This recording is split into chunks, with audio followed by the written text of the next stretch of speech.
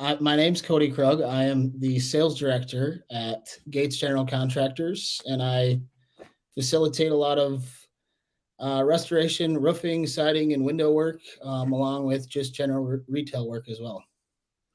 Good. Now you and I have never actually met face to face. I've done a lot of work with Aaron Scudder, one of your coworkers, and put on roofs, done a lot of different work. I know we're going to talk about ice dams today, but what else does Gates General Contracting do? Like, what's the spectrum? So, In the as, residential world would probably be best since you're talking to a residential realtor. sure. So, basically, as a whole, we do everything from roofing, siding, windows, gutters. We also do some sort of some interior remodel stuff. We do a fair amount of commercial exterior work as well, but that's pretty much where we draw the line. So, kind of keep our niche small and really service our homeowners and clients the best that we can. Great. So you've been outside quite a bit the past few days, I have, going from yes. house to house. Yes, indeed. It's quite the world out there. I mean, some houses are bad, some aren't. It just really all depends on your application in your house, I guess, and what you kind of got going. Well, a lot of the pictures that we're going to show today too are from actually your houses Yes, that correct. you right. So if you could tell us a little bit like what is an ice dam, and yeah, just kind of go right into it as far as this is what it's all about. Sure. So an ice dam is basically your snow that has frozen into ice, and how that happens is you have a process of melting and freezing that happens on your roof deck. And how that melting and freezing happens is your hot air coming up from your interior heated space into Mhm. your attic and heating that lower deck, and then that ambient outside air freezing it, and that process repeats itself over and over again, and that's how ice dams get big, and that's how they form. So Okay. We have a picture of that too. We're just going to go through some of the ones that you've seen or that yep. you've actually done. The one on the right looks like one of the houses we sold. I'm wondering if is that in Bloomington? It was down in Lakeville. Oh, okay. Yep. That's a good one. It Did was. any of That these was big. and did they go into the house? Did they melt into the house, or were you just trying to get them off before they did? Nope, just got it off. That was the only problematic area for him. So I was just there for about an hour and took care of that for him. So That's a big one. it was for 'Cause sure. it's all the way into the gutter and then all the way up. So it's probably it could be 10 inches thick. Um, I'd say that one was probably 12 inches thick, maybe. There was one that I was at yesterday that was definitely over 12 inches. So Okay. So if we could go just to show the next one, I think we'll come back to these, but you just had described how an ice dam is made pretty much. sure. Why is this year more prevalent than other years? It seems that this year is. Sure. So with the warmer temperatures that we've also had this year, that also adds to the fact of your melting snow on your roof, along with the unusual amount of snow that we've received this year. And that's really everything that kind of goes towards why it's happening this year. And a lot of people we haven't gotten this snow in years, and a lot of there's just preventative maintenance things that people have overlooked that they could do to prevent this from happening when they get this much snow again. Okay. Um, when could we go to the last slide, the one with the three pictures? That one.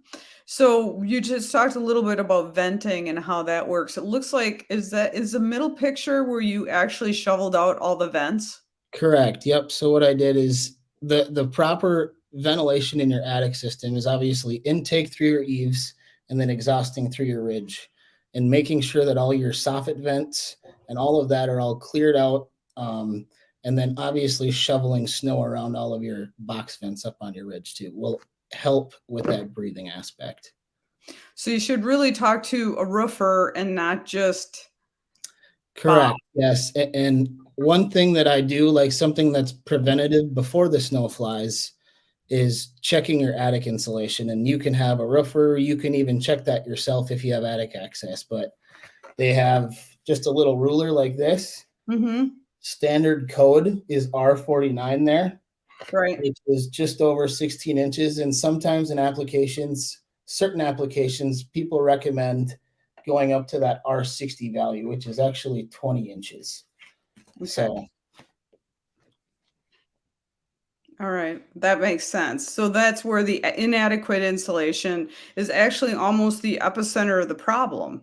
correct. Yep. Oh, I didn't know this. Mhm. Okay. Well, that And then, helps and a then, lot. and then also another thing that does help with that too is sometimes your insulation will kind of clog up in your eaves where that eave vent is, and Mhm. you can install chutes that actually leave a pocket of air to flow through that, so nothing gets kind of clogged up in there. And then a vent. Correct. Yep. Okay. All right. Well, I'm learning a lot here. Um, of that, of those that you've done, also shoveling seems to be a more important. I've seen you guys put on roofs, obviously, because I've had a couple of my houses put roofs on, and there's been snow in there, and all of a sudden they'll come out. Now it's before you put on a brand new roof. I'm noticing that you'll actually use a snow blower, go up there, snow blow it off, but you're putting on a new roof. You have to shovel now, correct? You can't. Correct. You don't Yes. want to see Bob up there with a snow blower. I've actually never snow blowed a roof. I mean, the proper way to shovel it is shoveling with the grain of your shingles and not shoveling against the grain of your shingles. You Sure. obviously risk peeling up and damaging your shingles if you shovel against them. So shoveling down the roof plane definitely helps. Okay. And so why are they dangerous? What are some of the things that can happen? Sometimes people think icicles are pretty. Like I see houses with huge icicles, they're never going to do anything about it. Could you tell me a little bit about all the different options of what could possibly happen with ice dams or Sure. unattended ice dams? Sure. So a couple of my clients this year have actually already had leaking issues. Mm. They've had water pouring in from like the top side of their windows coming down, causing drywall damage.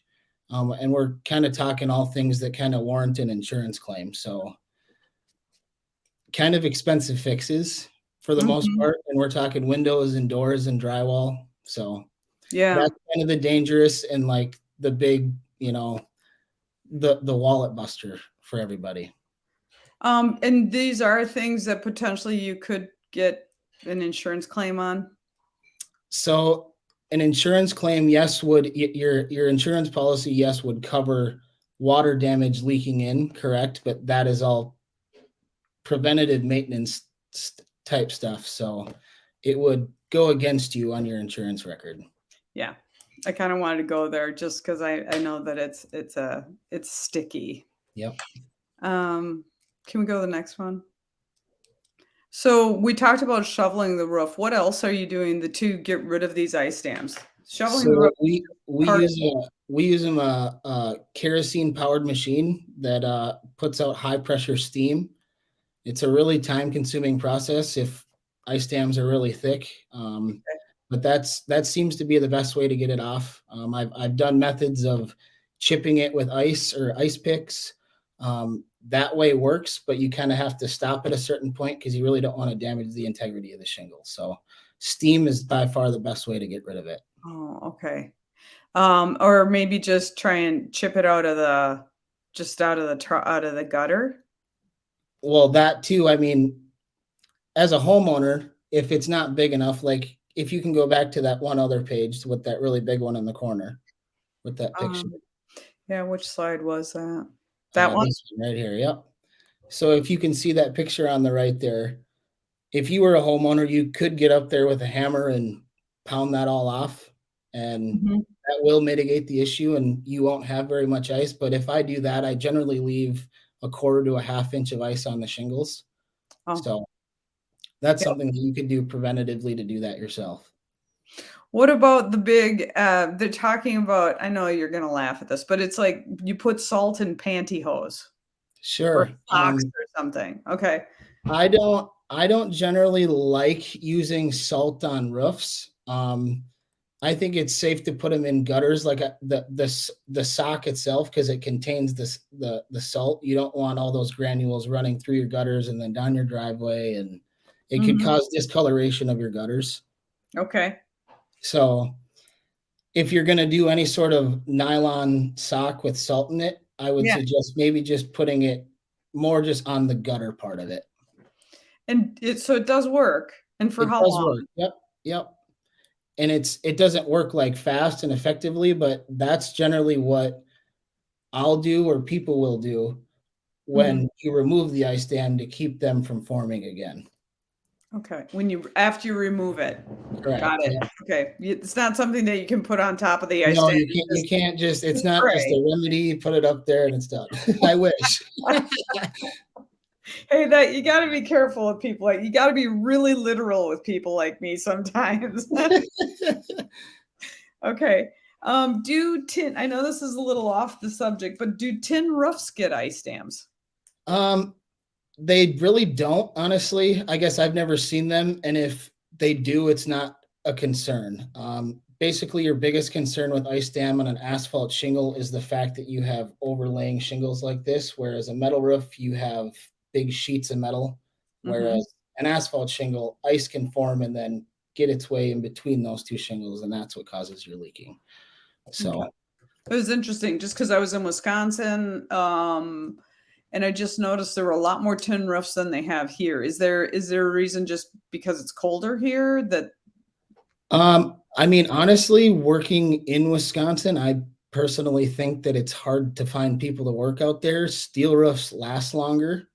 And okay, so that's why I think a lot of people have switched to them out there. They get okay, quite a few hailstorms. Obviously, hail is just cosmetic damage on a steel roof. yeah, So people can live with that. okay. Just kind of an interesting, weird thing that I've noticed. Yeah, and it's something that I noticed as well because I worked in Hayward a little bit this last Oh, summer, and I was like, alright. everything's got steel roofs out here. Yeah, I was just sort of surprised. I just don't see them much in the Twin Cities, and No, you don't. They're becoming more popular though. I love them. yeah, I know, and I think they're good looking. They're super sharp. I love Yeah. them. Is there anything, so you're talking about the nylon sock you put in after you remove the ice. Um, is there anything else that would really get rid of ice dams for good? Um, in certain applications, so some construction of homes, roof planes honestly just promote ice dams, so it's hard to prevent them, and they just happen. But your best bet in getting that mitigated would be a full center vent soffit. So if you have just a plywood soffit with just standard 6 by 12 vents in it, Mhm. taking that off and then converting your entire soffit vent to be venting. That way you have much more air getting Okay. into your attic. Mhm. And then also, if you have standard box vents on your roof, you can also install ridge vent on your roof, which would be ridge vent takes the place of those box vents, and that ridge vent actually is your ridge of the roof. It is just Mhm. made into a vent. Okay. So So it's at the top. that's what current building code is right now. So So hopefully that will change things. correct, yes. And when I see a home that has really cut up, valleys and gables and all that stuff, I generally install ridge vent at no charge just because it saves that homeowner, a headache down the road and me a phone call from having ice dams. There you go. On that, is there anything else that I've missed? um, I don't think so. I mean, I think maybe when you after it snows and mitigating it from initially, the sooner you can get out and rake your roof, the better. Right. Um, and making sure when you rake your roof to get 2 feet inside, at least 2 feet inside of your interior wall, because that's your heated space. Oh, So getting okay. at least 2 feet inside of that. So I guess that's about all I would have to add, I think. Yeah, we have about a 3-foot soffit on most of ours in Bloomington, and, we're 50s, 60s, and 90s builds. Yep, and We kinda actually, skipped the 80s there. and actually Bloomington, I did a lot of work in Bloomington in 2020, and every single roof that I did, every attic was out of code, Yep. and I ended up switching everything back and making it that's actually a really big problem in Bloomington is attic ventilation for sure. Yeah, because time of build and updates. Haven't been doing Yes. a lot of updates out here. Yep. Okay. Lot of late 90s builds in Bloomington. Yep. That'd be far west Bloomington. Yep. Yep. Well, I guess roof replacements in Bloomington, I guess I should say. Yeah. Yeah, we had a hailstorm in 1998 or something like that. It's on all the disclosures. Yeah. Yep. Yep. But nothing then, and we had another storm in 2014. Yep. So those would be the ones that you're probably working on too. Well, Yep. thank you so much, Cody. I really appreciate your time on this, Yep. and I know you guys do good work. I hope that everybody reaches out to you. Hopefully they don't have ice dams, but they'll probably need, yeah, they're gonna need their roofs shoveled. Don't get on your roof. Just Yeah. don't get on Absolutely. your roof. You guys can give me a call. I'm here to answer questions, My call is free. My phone call is free, and I can come and help you guys out. Wonderful. Thank you for your time, and on such short notice, I think this is super pertinent, and everybody wants a roof raked right now, actually, For before sure. another snowfall at the end of this week. So thank Yeah. you again. You're very welcome. Thanks for having me on, Beth. You bet. Bye.